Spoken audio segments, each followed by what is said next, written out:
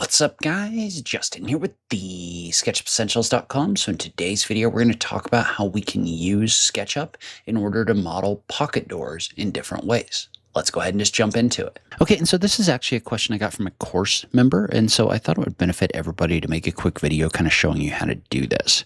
So the way that we create openings in SketchUp is we always create the opening directly in the wall, separate from the door object itself. So the first thing you're going to do is going to cut the opening in the wall. So to do that, we're just going to draw a line up that's going to be 7 feet high.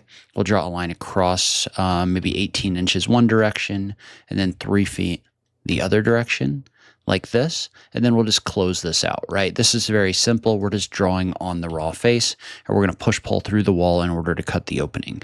Now, remember that your walls should be grouped before you start drawing your doors so that you don't have a whole bunch of geometry merging together. So just click and drag a box across the wall, right click and go to make group. So now you have a wall in here with an opening that isn't going to merge with everything else. So now what we want to do is we want to start by drawing our frame, right? And a lot of this can depend on the kind of pocket door that you're putting in here. We're going to go ahead and we're going to model a frame with this one, but you're going to want to model this somewhat accurately to the way that your pocket door actually installs in the wall. So in this case, I find it easiest to just draw a line up, over, and down using the line tool, and then I'll select this whole thing and offset it in by whatever I think the thickness of the frame is going to be. We'll just go with 2 inches for simplicity's sake. And then we're just going to draw a line across right here. We'll draw another line across right here in order to fill this into the opening. Now, the next thing we want to do is we want to take this frame and we want to pull it back to the back side of the wall. Now, it can be helpful to single click on this with the push-pull tool active, right? So you're going to tap the P key, mouse over this face until it shades. You're going to single click, and then you're going to move your mouse where this aligns with the back corner right here. Sometimes I find it helpful to just align to the back side using an edge over here because it's out of the way and I don't have to kind of like try to find this inference point. I can just click right here. And so then what we can do is we can take this whole door or this whole frame, we're going to right click and we're going to make it a group. So now we've got a wall group, we've got a door group.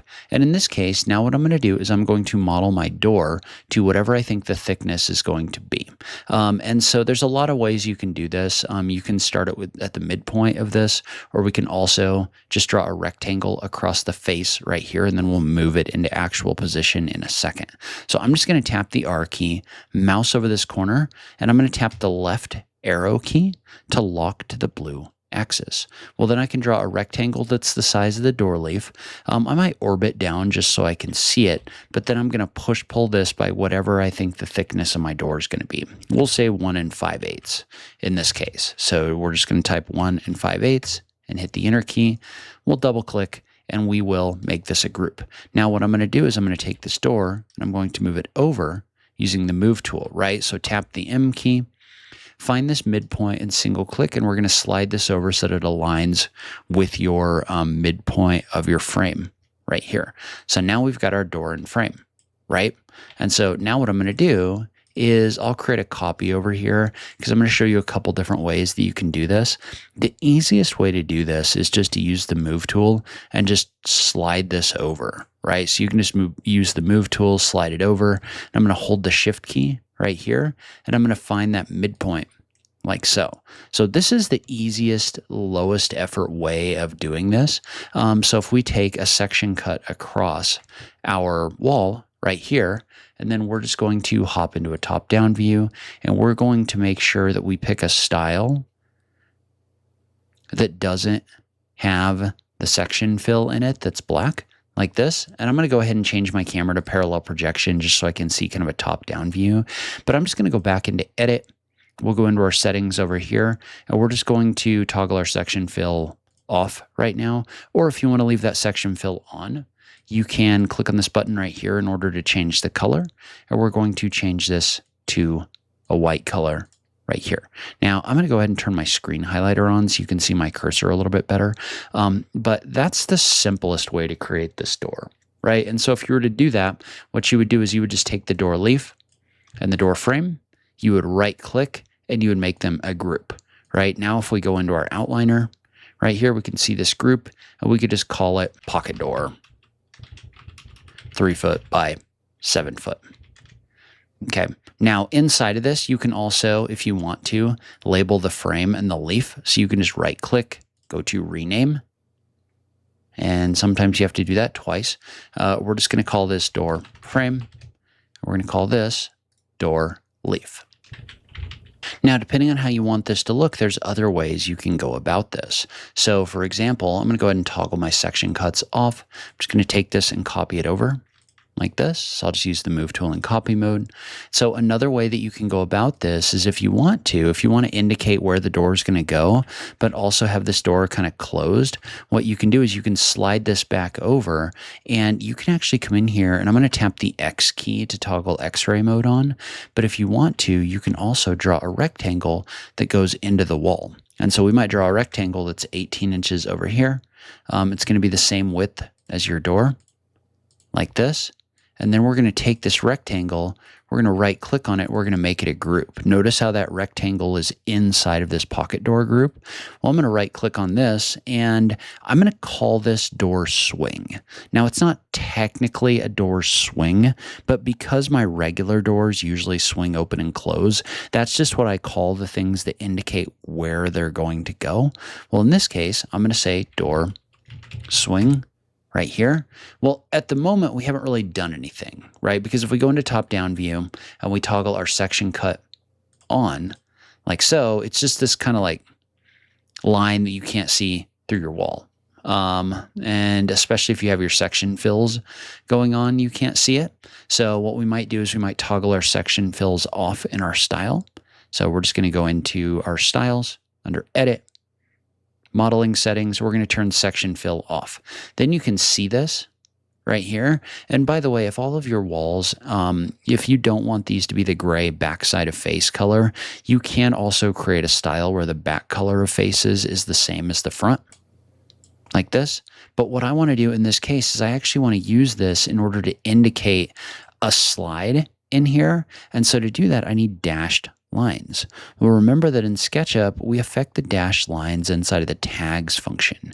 So what I'm going to do is I'm going to come in here and I'm going to add a tag, and I'm going to call this CONC. That's for conceptual door swings. You don't have to do that, but I like to keep all of my stuff grouped so that I have architectural items, so ARCH items, conceptual items, site items, things like that, so they keep the tags kind of together.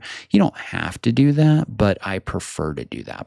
And so what I've done is I've now selected this group, and remember that we do want this to be tagging the group, not the raw geometry. So, and you can make sure you have that selected by clicking on door swing inside of your outliner as well. But now I'm just going to go up to my drop down either here or in my entity info. I'm going to click the drop down and I'm going to toggle this to conceptual door swings. Well, what that's going to do is that's going to allow me to now take the tag that this element is on. I want to go into dashes right here, and I'm going to pick one of the line dashes like this. Well, now you can see that this actually shows me where this is going to go inside of the wall. Right? So you can use dashes in here to indicate where something is going to go. Now, there is another thing you can do here, and I don't necessarily know that you need to, but if you want to, you can. And so what you could do, and I'm going to make another copy right here, what you could do, and I should probably toggle my section cuts off for a second, but what you could do in here is you could go into your wall, and I have hide other components toggled on inside of my model or my window, model info, components. I have this fade rest of model to hide set to Shift H on my keyboard. That allows me to hide everything that isn't in the group that I'm currently editing, right? So I can do a Shift H right here and get in here and see this wall. Well, I know that this wall is going to be a certain thickness, and I'll toggle that Shift H off for a second. But in this case, what I can do is I can come down here and I can draw on this wall right here. And that door is going to need to be able to go the full depth, right? So sometimes I find it helpful to just draw from the very middle right here or from one of the edges. But what's going to happen is you are going to draw a line that's going to be the depth of the door. So in this case, that's going to be 3 feet because it's a 3-foot door, right? And so you might actually draw it off of here, just depending on what your constraint is. I'm assuming that I want to have a 1/2-inch gap or maybe a 1/4-inch gap. I'm not sure what the tolerance usually is for a pocket door, but I'm just going to draw a line across. It's going to be a 1/4 inch right here. And then I'm just going to use the move tool in copy mode to create a copy of this edge here. And then I'll take this whole thing and I'll use the flip tool in copy mode. So remember that when you click and drag at the flip tool, if you tap the control key, it'll show this little plus, and that's an indicator that you're in copy mode. But now what I've done is I've copied this all the way across. I'm going to draw this all the way across here, and I'm going to erase out my edges like so. And you probably need to draw a line from here to here so that this becomes a face, right? But now if I do a Shift H to hide the rest of my model, I can see how this is the opening that I've created in my wall. Well, in this case, what I'm going to do is I'm actually going to draw a line across here. And then we'll just pull this up 7 feet, right? And so what I've done is I've created an opening in here that now if I go into my plan view with that section cut turned on, right? So if I go into a top-down view right here, I do a view section cuts. Now what I have is I have a wall that indicates the depth of the recess that needs to go in this wall, as well as a dotted indicator in here of where that needs to go. So now these show up really nice on your plans. Now you could come in here and you could also cut the opening inside of your frame if you wanted to, but this gives you a nice two-dimensional indicator inside of your drawings of where everything is going to go. Now, I would recommend not doing this, especially on your conceptual stuff. Like I would probably, like if it was up to me, like ideally I would start here and see if that gives me enough on my plans to indicate this without me having to do a whole bunch of modeling and geometry managing. But this is perfectly fine as well. So you have those as different options, but I probably would more create kind of an indicator and an enlarged detail model showing exactly how this gets framed rather than just kind of drawing the recess like this, because then if I have to start moving things around, my geometry and my walls gets a little bit tricky. So you can definitely do it. I think this definitely looks the best of the pocket door indicators, but it is also going to create a lot of extra work. So if you have a lot of pocket doors, I would probably just model the leaf, move it halfway into the wall, and move on. All right, so if you do need some additional help using SketchUp, you want to learn how to set all this stuff up right so that you can get over into layout and start creating great plans, definitely check out the SketchUp Essentials course. That's actually where this question came from. You can ask me questions directly about any SketchUp problems you have inside of the course. But I'd love to hear from you in the comments down below. As always, thank you so much for taking the time to watch this, and I'll catch you in the next video. Thanks, guys.